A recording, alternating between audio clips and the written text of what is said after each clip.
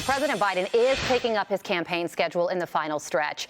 He stopped in the Chicago area earlier today, and tonight he's in Philadelphia campaigning for John Fetterman with former President Obama. Earlier today, he gave this ominous warning. We got to make sure we protect the American people. Basic fundamental rights that are in jeopardy. And right now, we have 3 more days. 3 more days.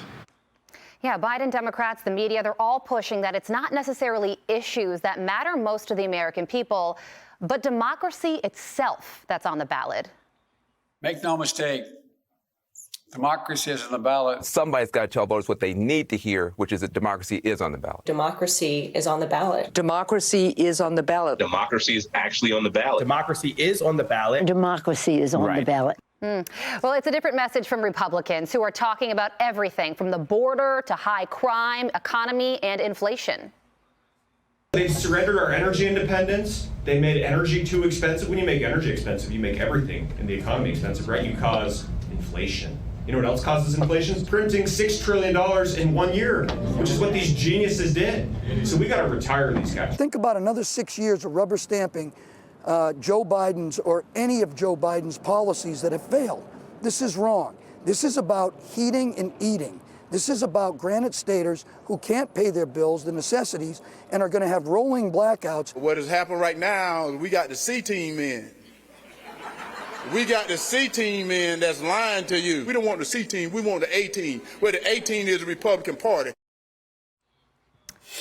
Katie, you know, the Democrats' closing arguments have been quite something. And this comment from President Biden yesterday is getting a lot of attention nationally. Watch this.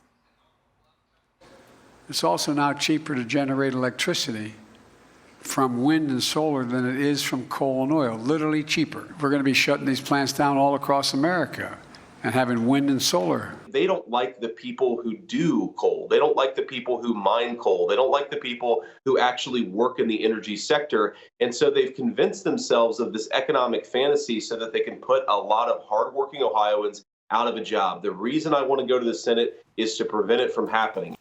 Yeah, and the White House actually responded to the criticism over the president's coal comment and said the president's remarks yesterday have been twisted to suggest a meaning that was not intended. He regrets if anyone hearing those remarks took offense. 15 coal plants in Ohio, Katie, 24 coal plants, Pennsylvania, Michigan, 13. Swing states. What is going on here? Well, first, the statement saying, well, sorry, not sorry, we don't really care. We just are worried about the backlash 3 days before an election came after Senator Joe Manchin, Democrat, came out and demanded an apology for President Biden's cavalier attitude, saying that we are going to shut down all coal plants across the country in favor of wind and solar. And Joe Manchin brought up the fact that you're talking about people's livelihoods, about their jobs. I will mention that Joe Manchin did vote for the Inflation Reduction Act, which gave the climate change proponents the most, quote, most significant climate change legislation in U.S. history, according to Forbes. That's a separate issue. But in terms of the narrative from the White House, this is no different than the Biden administration policy when it comes to how they've treated this transition from clean natural gas, efficient, cheap energy, fossil fuels, to expensive, inefficient energy, alternative energy. The pain has been the point. They've been on record saying, well, you don't have to pay for high gas prices, which you've kept high, if you have an electric car. So they're trying to get the base out. That's why Joe Biden is not visiting swing states like Arizona. He's in Philadelphia. He's in Illinois. Interestingly, and this is the last point, Jill Biden is going to Arizona to campaign with the teachers union when Arizona just passed the most pro-school choice piece of legislation, which is so popular as a scholarship program that there is a waiting line out the door. And yet that's what they're focused on in that swing state. And the first lady's in Arizona. The president has not been to Arizona. And Guy, one of the things that I find very interesting is that the president made that coal comment in California. He was in Illinois today, will be in Pennsylvania tonight, but with former President Obama.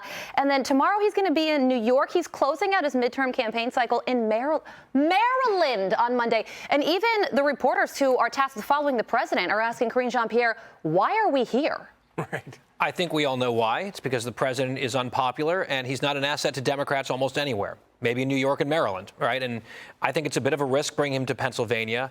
They're still feeling, I guess, like he's got that hard scrabble blue-collar thing going from Scranton. I guess Fetterman will take all the help he can get at this point in a very, very close race there. But most Democrats are like, we don't really want any part of President Biden at the moment.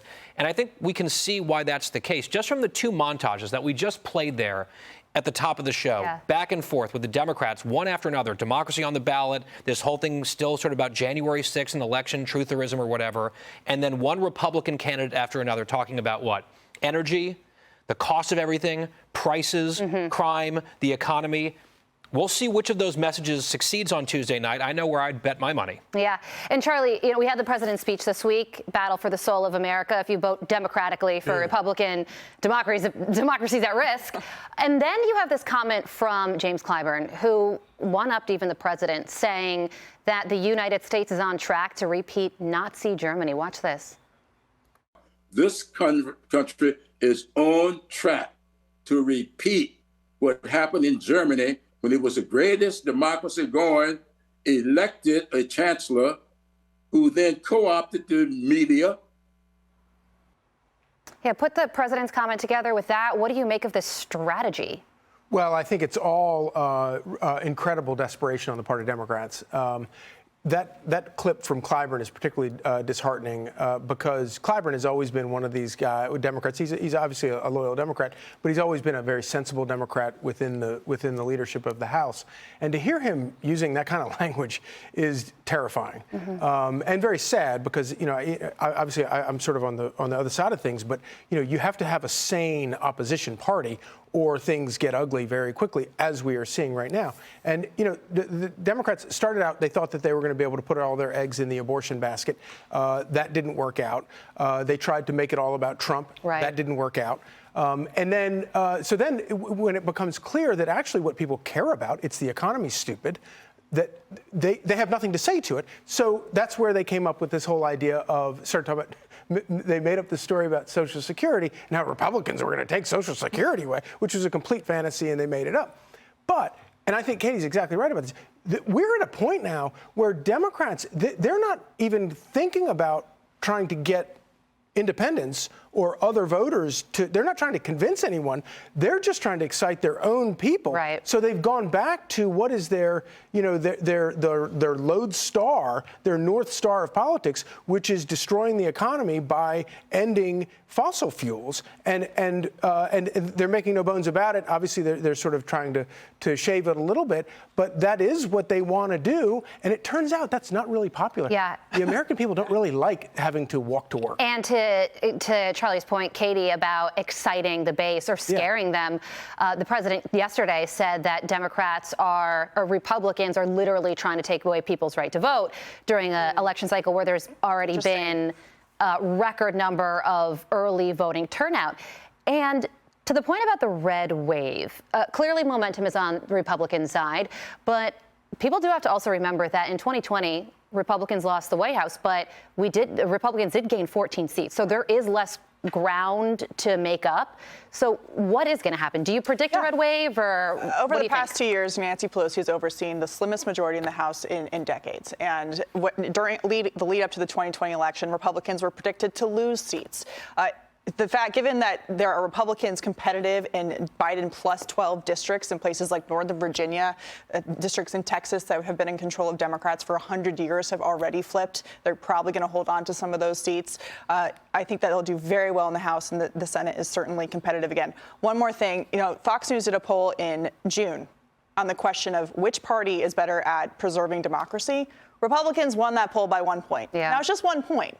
But given all of the political capital that Democrats have put into that talking point, that narrative, and continuing today and this weekend ahead of the election, not sure that people are buying it, and they're certainly not winning on the issue, especially when Republicans in Georgia are passing legislation to bolster election integrity that resulted in record turnout. When Democrats snap their fingers, the media does their talking points and talks about democracy's on the ballot, all because we will be talking more about the media later in the show, so stick around for sure. Hey, Sean Hannity here. Hey, click here to subscribe to Fox News YouTube page and catch our hottest interviews and most compelling analysis. You will not get it anywhere else.